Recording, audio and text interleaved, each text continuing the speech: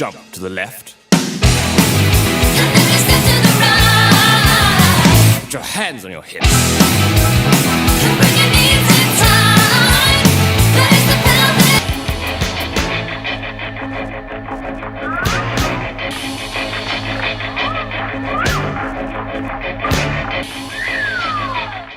Alright, starting off with style points, we got the rhinestone-esque top and a choker, but make it spooky.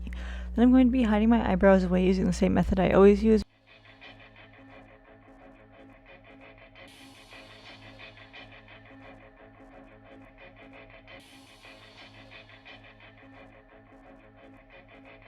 Minus the NYX Jumbo Eye pencil, which I am replacing with a concealer for whatever reason that day, which I highly regret. But I'm blending it out with a spooky beauty sponge until at least most of the color is covered.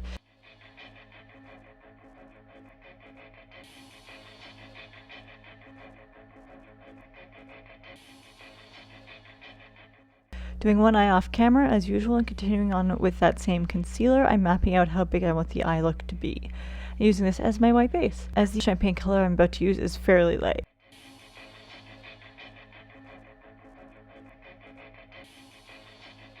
And utilizing a makeup brush to make sure they are approximately the same height up my face.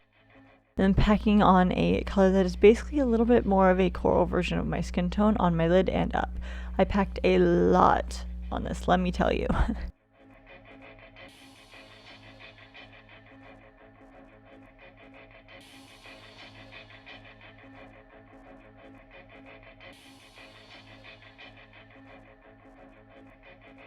I used a dampened Q-tip to help shape it a little bit better.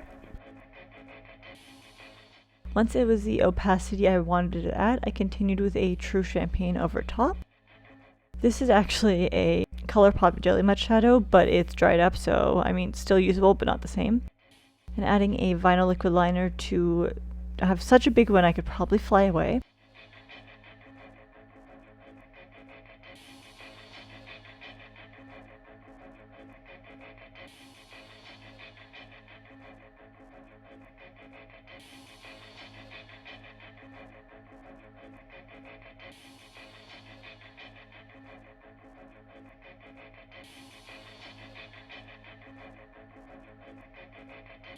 Following that up with a black kohl liner on my waterline.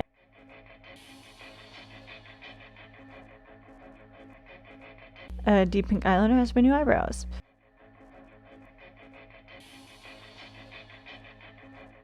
To add definition to my face, I'm coming in with a very coral creamy blush and really packing that on. Blending it out and packing more on. I think I did that about 5 or 6 times. This needs to be very blended while simultaneously being very concentrated into the center.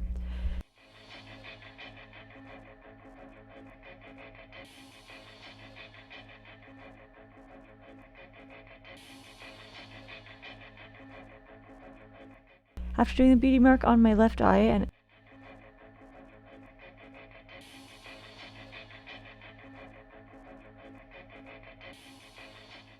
a metallic cream lipstick on my lips. The only difference being between how I'm applying this compared to my natural lip shape is that I'm making my cupid's bow a little bit more defined. Taking my hair out of the braids that it's in,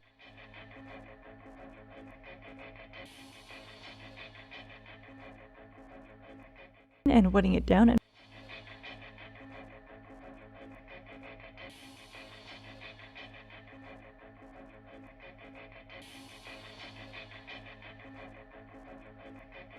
finally, for some actual DIY, we move on to sewing. I got this top from Shein who knows how long ago, but the shorts I got from a thrift store, knowing I probably couldn't find a pair close enough to Columbia's and have it relatively the same quality. Halloween stores just wouldn't be the same. Between this and the Jennifer's Body sweater, I taught myself how to sew. So, let's get started. See what I did there? I did hem the bottom to both shorten them and give them more of the same look that she has.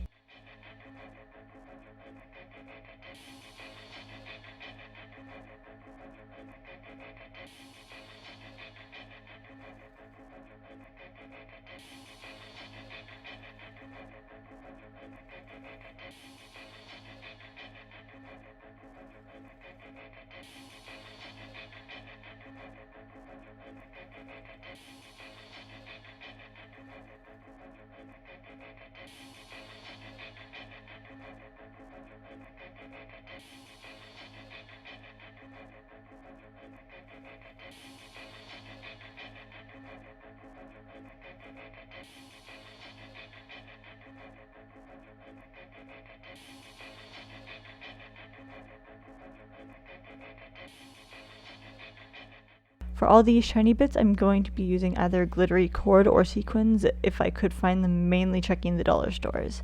I also did put a silicone mat into the shorts as to make sure one side did not get fabric glued down to the other side. I found out real fast that I would not be sewing the sequins onto these shorts when 2 of my needles broke while I tried to.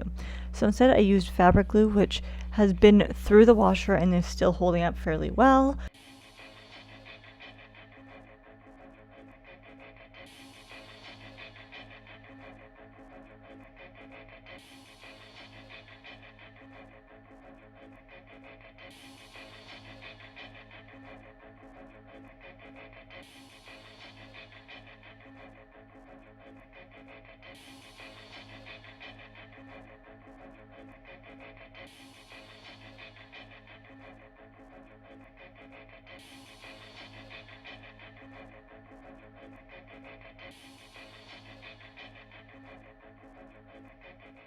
For the gold cord I'm using, I placed a decent line of fabric glue down and placed 1 strip of the cord, and then did this again as my sequins were a little bit thicker. 2 strips equated to 1 sequin strip.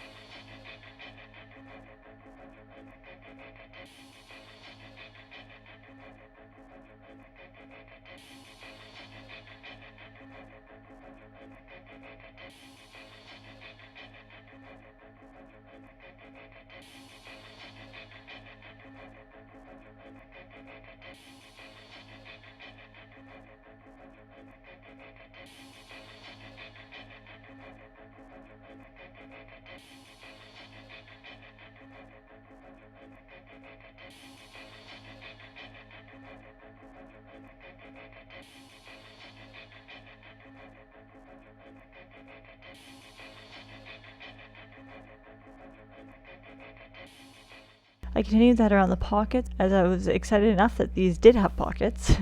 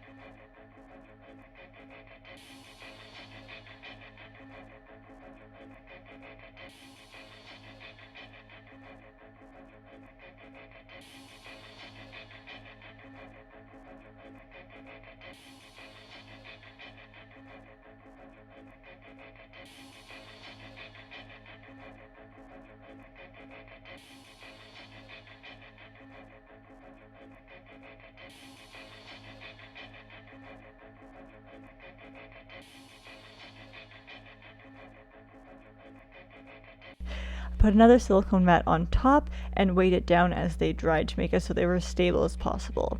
I cleaned up the edges as much as possible.